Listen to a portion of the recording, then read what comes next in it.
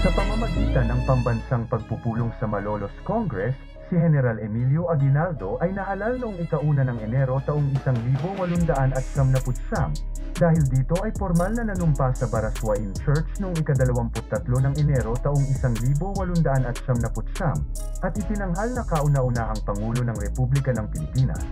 Subalit, lingid sa kaalaman ng mga Pilipino, ay may naganap na kasunduan ng Espanya at Amerika sa Paris noong ika-10 ng Desyembre taong 1898.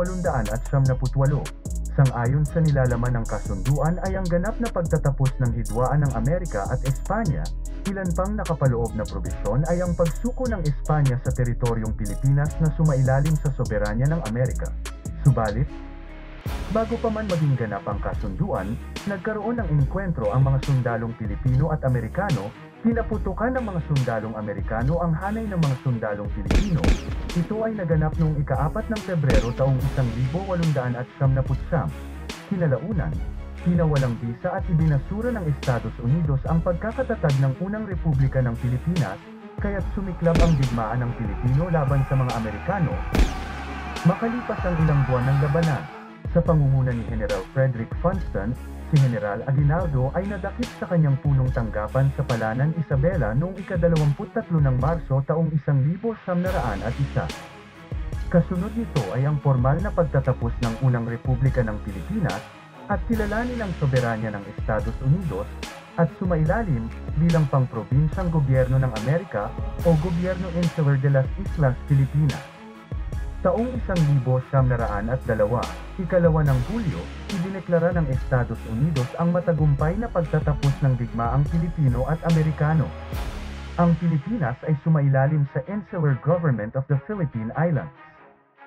Makalipas ang 33 taong Insular Government, noong ika-16 ng Setyembre taong 1935, ginanap ang kauna-unahang halalan sa katuparan ng Tidings-McDuffie Act.